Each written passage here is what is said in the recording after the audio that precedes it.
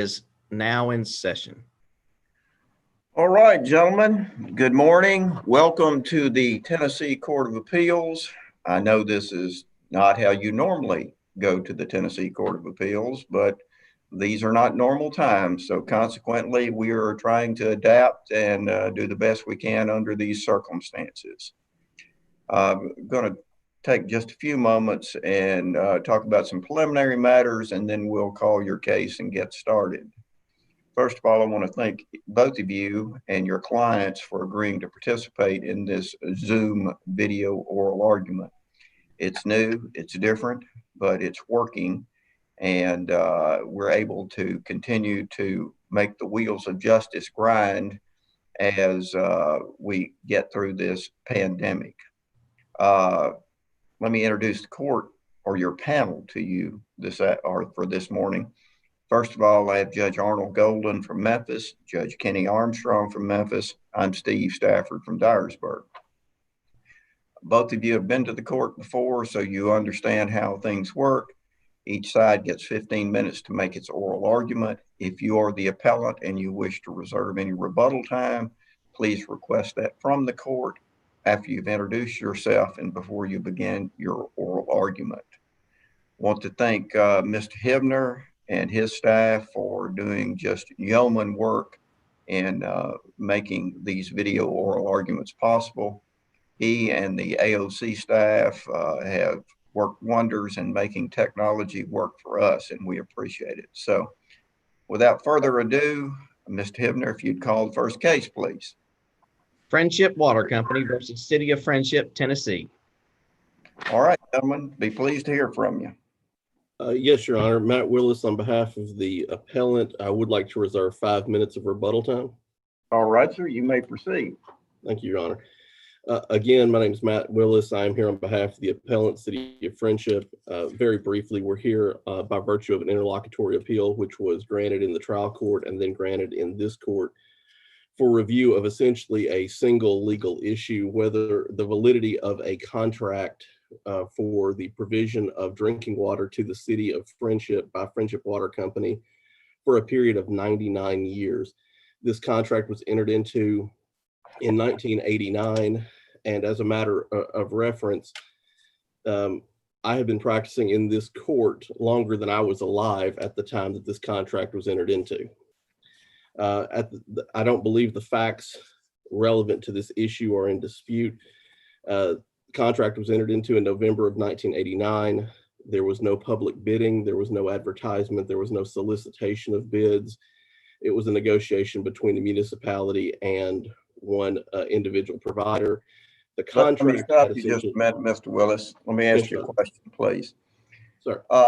It's my understanding that one of the central issues before the court at the argument or at the hearing on the motion for summary judgment was whether this was a legal contract, and that the factors that you just mentioned, that the contract had not been bid, and various and sundry other things had been raised, and the trial court found this to be a legal contract. Is that correct? That is correct, Your Honor. What was its reasoning in doing so, and how did it deal with the various and sundry defenses that were raised on your client's behalf? Your Honor, I didn't understand the court's ruling. To be frank with the court, it believed that the contract, my reading or understanding of the court's ruling is that it believed that this contract had been entered into and performed for a long period of time. I believe that was part of the underlying reason why the court felt as it did. And I believe the court in some way gave credence to the argument of the appellee that the Waterworks statute allowed for the negotiation and formation of this contract, which we believe was a legal error. Okay, well, let me ask this a different way, perhaps. Both of you filed statements of undisputed material fact. From that, the court essentially gleaned its ruling, I assume. So what was the legal reasoning for the court's ruling, since we know in summary judgment that you need to explain your legal reasoning. Your Honor, I apologize. I have the briefs printed out, but I don't have the trial court's memorandum opinion on my desk right now. Okay. All right. Well, if you will take a look at that, if you can, before your rebuttal, and you can respond then. I will do so, Your Honor. Thank you. And Mr. Wilder, just to let you know, that question's coming your way too. So Yes, Your Honor. go right ahead, Mr. Willis. Yes, Your Honor. Contract essentially contained two provisions. One was for the sale or purchase of some real property. The other for the provision of the water. The contract did contain a severability provision. The sale of the real property was, of course, would be exempt from the municipal purchasing law, and it was legally severable under the contract from the provision of water for 99 years. Let me ask you about that, Mr. Willis. I sort of find it interesting because this, you acknowledge that there's an exception under the bidding statute for purchases of real property. And so I don't think there's any dispute about that, is there? No, Your Honor. Real property, I believe, is an exception to the municipal purchasing law. What I found interesting was that this discussion keeps talking about this contract to purchase water as if it's a separate contract, and that was sort of the way I was looking at this until I did happen to go to the record and pull up this agreement for purchase and sale, and this agreement is appears to be an agreement to purchase real estate and to purchase the distribution and 3 tracts of real property. And the agreement says that. It says, whereas company desires to sell and city desires to purchase company's distribution system with 3 tracts of real property owned by the company, and it attaches copies of those tracts. And then it says, now therefore, for and in consideration of the undertakings and obligations of city and county set forth here below, the parties do hereby mutually agree as follows. And it goes into this detail about what this agreement is doing. And this, paragraph 3 is city agrees to purchase water from company for a period of 99 years from closing. It appears to me that the way this agreement is set up, that this was consideration for the sale of this real property to the city. And I don't know how you separate that, because it's a clearly part of that consideration. And if you take away that, you've destroyed this real estate agreement. This is what this is. And I'm having a hard time separating those two. And in fact, in paragraph 12 of that agreement, it's clear that the city understands about the bidding requirements, because it says closing shall be simultaneous with the letting of bids by the city for the improvement project for which city has obtained a grant from the state of Tennessee. This was a closing, and part of the consideration for that closing was the city's agreement to purchase water for 99 years. It appears to me, that's the way it appears to me. Now, maybe you've got an explanation for that, but it was not an agreement that could have been put out for bid, because of it was tied in as consideration for this real estate contract. I'm gonna let you respond to that. Your Honor, and I don't disagree with the way that the contract is written or that the court's reading of the contract. However, I don't believe that the municipal purchasing law will ever allow for essentially this type of agreement, wherein the agreement to purchase water for 99 years, which would otherwise be in violation of the municipal purchasing law, to be enforceable. Otherwise, it allows for a simple end run around any type of purchase that a municipality wishes to make, which would otherwise be in violation of the purchasing law. I didn't see any cases in your brief that said that. There are, Your Honor, I can't find any cases that do say that. I find that the statute allows for the purchase of real property, but not for these contracts, which allow for 99 years of purchase. In fact, I believe the purpose of the statute is to, if I can find is to Well, I believe in the city of Nashville versus Sutherland, which is not an NPC or an NPL case. I believe it's good language that a municipal corporation cannot and should not be bound by an ultra vires contract is a proposition that is well settled by authority and sustained by reason and justice. To hold otherwise would be to vastly enlarge the authority of public agents and to permit them to bind a municipal corporation by contracts absolutely prohibited by law, and would thus expose the public to evils and abuses that the limitations and restrictions thrown around corporate officers are intended to prevent. We have a situation here where this contract, we believe, is illegal. It's void because you can't agree to this 99-year provision. And I'm just, why do you say that? Why could that not be part of this contract for the company to sell you their real estate? Why can that not be part of the consideration? Because, Your Honor, I think that expands an exception to swallow the whole. Otherwise, we can purchase a tiny plot of 10 feet of land and agree to a 200-year lease. That's not the purpose of the statute. The purpose of the statute is to prevent these long-term leases, to prevent these long-term agreements. Real property, you can't have that sort of restriction because it is. Where does it say that? I mean, you're saying that, but where does it say that in the statute or in any case that you've not cited? Your Honor, there's not a case I'm aware of that I've not cited. I'm saying that the statute says that you can't enter into a contract for 99 years, but you can purchase real property. In my mind, the distinction between those two is real property. You can't bid on another piece of real property exactly like that. It's unique, but the provision of a service like water is not a unique feature that can only be done that. I think that's the exception that swallows the rule if we tie consideration to what would otherwise be an illegal contract. Well, we've got the city, we've got a payment here for this real property. I mean, I don't know what this real property was worth or what these assets were worth, but this seems like a fairly nominal amount to me in 1989. Even today, $13,500 to buy 3 tracts of real property and assets. And the contract itself says that this agreement to purchase the water, which I assume comes from the same land, is part of the consideration for this contract. It's not a separate contract. It's part of the consideration for the purchase of the land. I'm having a hard time with that. I'm hoping you can give me some other than it's not legal, it's not possible, you can't do it. Is there any other explanation? I mean, obviously the city's lawyers and the lawyers for the company, this was the agreement that was entered into, that was agreed upon. Are you just saying is the response is that this is illegal consideration? Is that what that is? Is that your response? Yes, Your Honor.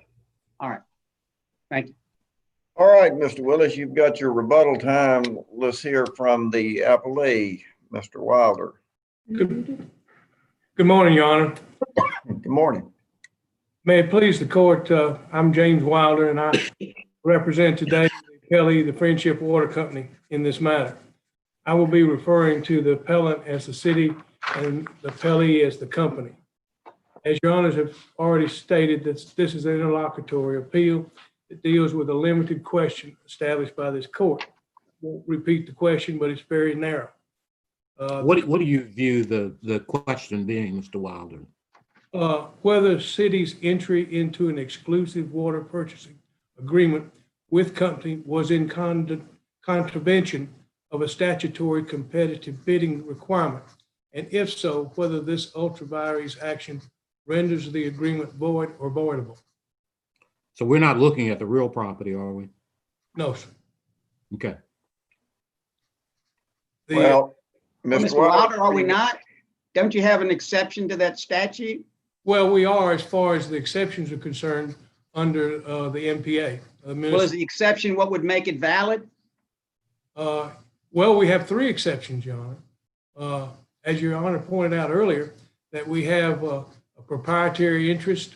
The company owned the pipes in the ground, the water mains, the treatment facility, the wells, the pumps, the 150,000 gallon above ground storage tank, which even in 1989 would have been worth several $100,000 by itself, and not counting the miles of underground pipes.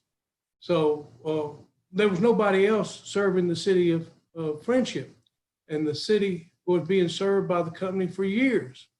And we can go on to another statute, which is 751-401, which clearly states that if there's already a public utility in place serving the citizens of municipality, another service cannot come in on top of it.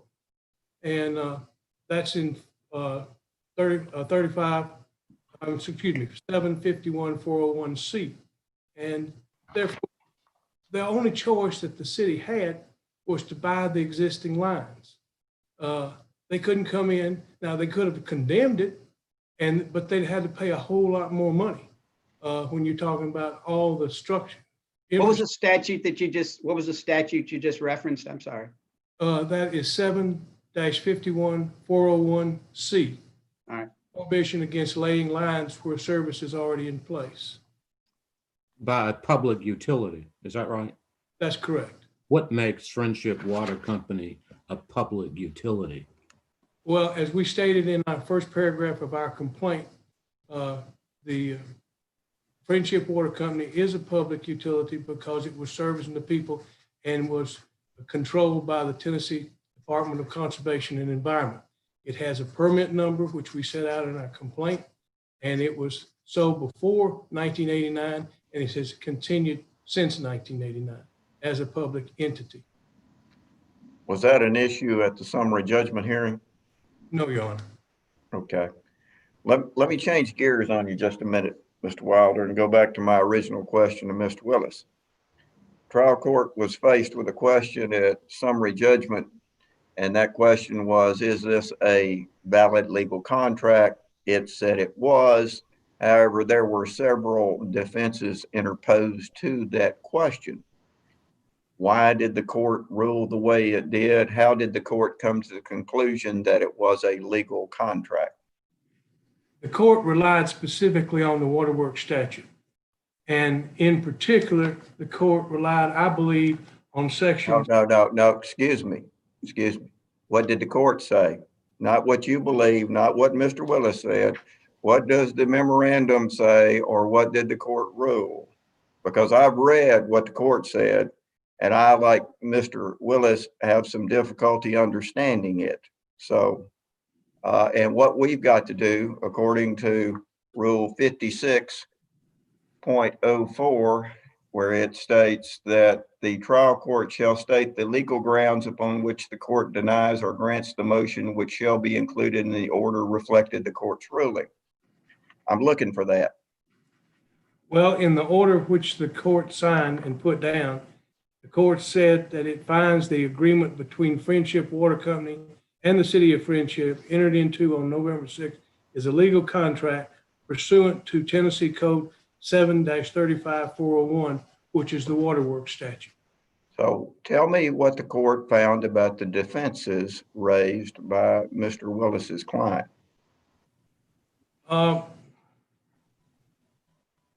He went through each one of them in the hearing, in the transcript. It specifically said. Can you point that out to me? Yes, sir. We have a discussion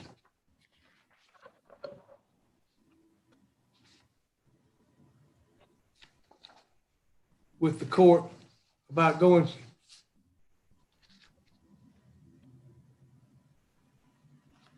beginning on page, Your Honor says you read this, but basically the court questioned Mr. Willis and myself very extensively on why the city believed that they were not obligated to honor this particular portion of the contract. The court asked Mr. Willis, does that make it a void contract? And Mr. Willis says, yes, Your Honor. And therefore, the court said, operating without a contract all these years. Then we went into the public policy argument and about the court considered that the public policy argument did not apply. Where did it say that? Excuse me? Where did the court say that? The public policy argument, are you indicating, this is on page 12. The public policy argument, are you indicating the contract made it unsafe for citizens? Mr. Willis said, yes, Your Honor. The court, am I misconstruing what you said? Mr. Willis said, no, you're not, Your Honor. The court says, how did the contract do that? Well, the contract creates an unsafe situation, which was just definitely untrue. I'm looking for the court making a decision and stating these are my findings of fact or conclusions of law, or this is my legal conclusion. The closest I've got to that is on page 28, where the court says, I think regardless of how good or bad the contract may have been, I think it was legal.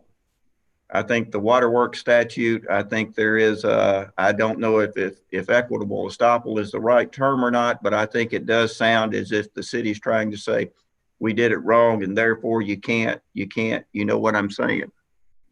That's pretty much all I can find the court ever said. Yes, sir. I agree. So how does that allow us to review this case? Well, the court relied specifically on the statute, and he relied on all of the statute, all 32 different sections of that chapter, because he said it's 735-401 et sec. He went through the entire statute, each individual one, because if you read the statute and you read this agreement, they coincide. This particular statute specifically says in section 432, and I know this is what the chancellor was looking at. He may not have said it, but I know this is what he was looking at. It says this part shall be deemed to create an additional and alternate method for the acquisition of waterworks or sewage system by an incorporated city or town, and shall not be deemed to include, amend, alter, or repeal any other statute.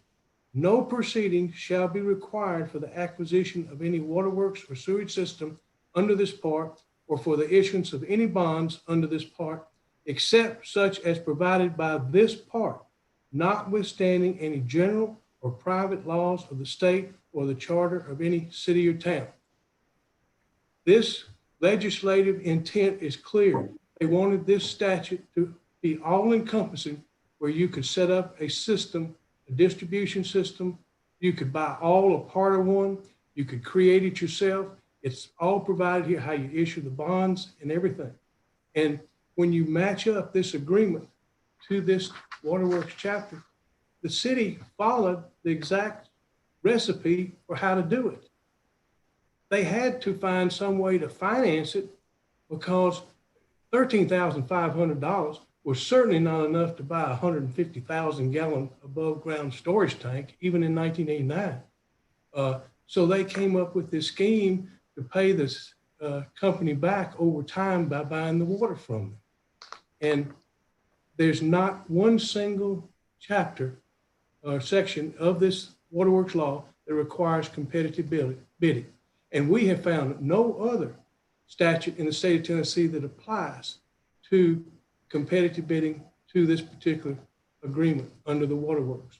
So it's just not there. That's the reason Mr. Willis hasn't been unable to cite any cases. They're not there because they don't exist and never will exist, because this statute clearly allows for this type of agreement, and the court should allow it, and did allow it. The trial court did. And we know that the chancellor looked at the entire statute because he said 401 et sec. And so when you add all that together, you can realize that this was intended to be a deal. It was a negotiation of a water system, and they bought what they could, and what they couldn't afford, they allowed the Friendship Water Company to retain the pumps and the wells and to sell water for 99 years.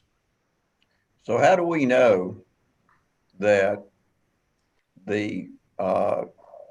there was no competitive bidding required? How do we know there was no advertising required? How do we know any of those things? Because the statute itself is all inclusive. It's kind of like an all inclusive resort or an RV that has everything you need on it. It's all there, and there's no bidding requirement in that statute, in that group of sections of statute in the waterworks. So the trial court found that this was the exclusive manner, correct? That's correct. Where? In the order, it says, is entered into a legal contract pursuant to Tennessee Code Annotated 7-35-401 et sec. Okay.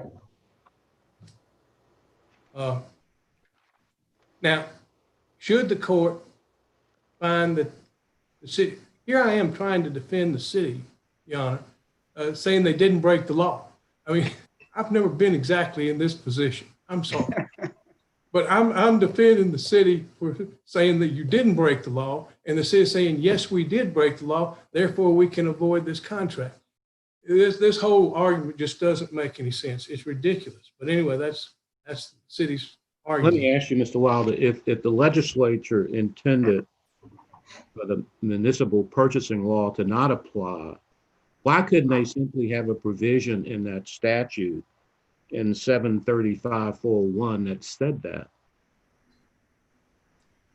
Well, because I think what I just read in 735-432, they were basically telling us that no other law applies. It's not included. We're not amending any. We're not altering any. We're not repealing any. I think 7-35-432 is the legislature talking to the state and saying this is all inclusive and you don't look anywhere else. Now, I hope that answered your question, Judge. But I think that's the legislature talking in that particular section. But should the court feel like there should have been some bidding here under the MPA, which is 6-56302, there are 8 exceptions. The legislature has continually added additional exceptions. The last one was in early 90s, but the one having to do with real estate was added in 1988, just prior to this agreement being signed. Now, the last one that was entered in the 90s had to do with natural gas. Now, they could have done water and sewer and natural gas all at the same time, but they didn't need to, in my opinion, because they already had this waterworks statute. They didn't need to put an exception in the MPA. It was already there. And we say that the proprietary, this was the only system in existence. We also said that the real estate was included, but we don't think the court should even go that far. We think it stops at the waterworks statute. Thank you. Thank you. All right, Mr. Willis, you've got your rebuttal time. Yes, Your Honor, and I'll begin with responding to your first question. And now I remember why I don't have much recollection of the order or its details, because when I did review it yesterday, along with everything else in preparation, nothing sticks out on the order granting motion for partial summary judgment that was filed on 7/22/19. It's very vague, and there is not an explanation. There is not a finding of fact, conclusions of law section. Counsel correctly read it. It says the court finds that the agreement between Friendship Water Company and the city of Friendship, Tennessee, entered into on November 6, 1989, is a legal contract pursuant to Tennessee Code Annotated Section 7-35-401 et sec. Why? I can't tell you. I've already provided the court with my guess as to the court's position, but I have no further basis or findings either from the transcript from the June 17, 2019 hearing, which I also was able to review during Mr. Wilder's argument, or the order, and which I reviewed yesterday, but I have no basis for looking into the judge's head to determine why he felt as he ruled. And I'm not the draftsman of this document, so I can't even go as to why it was drafted in the way that it was. Okay. To be honest. I would like to address the fact that the waterworks statute, I don't believe, is akin to a sandals resort. It's not all inclusive as a matter of full Tennessee law. It may address the ability to create, maintain, govern waterworks and sewage boards and the ability of a municipality to operate the same. But I don't believe it's a fair reading of Tennessee law to say that because this statute simply does not address whether or not it is subject to the municipal purchasing laws of the state of Tennessee, that it's not.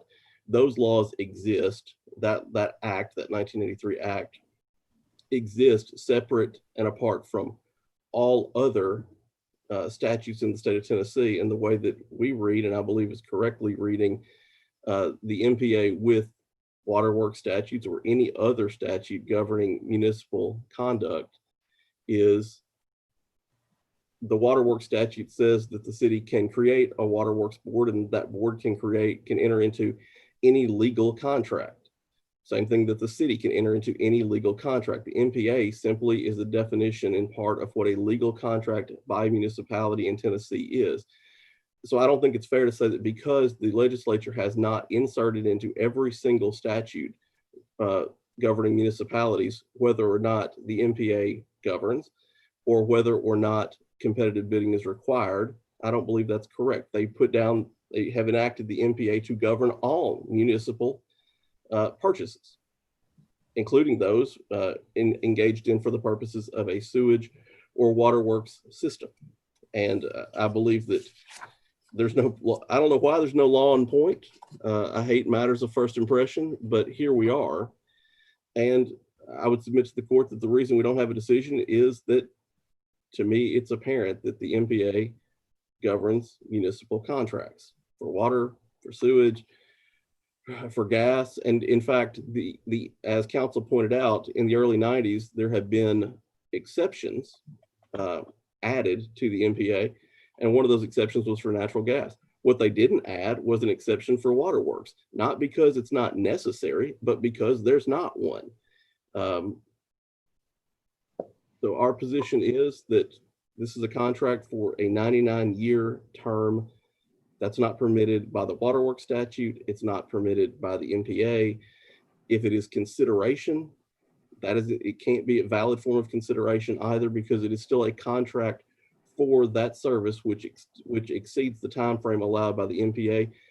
And this is the exact sort of contract and behavior that the MPA is attempting to resolve, address, and prevent. These long-term contracts, which are not for the benefit of the tax-paying citizens, even citizens who at the time of its formation are now fully functioning adult members of society and taxpayers who weren't even alive at the time of this contract.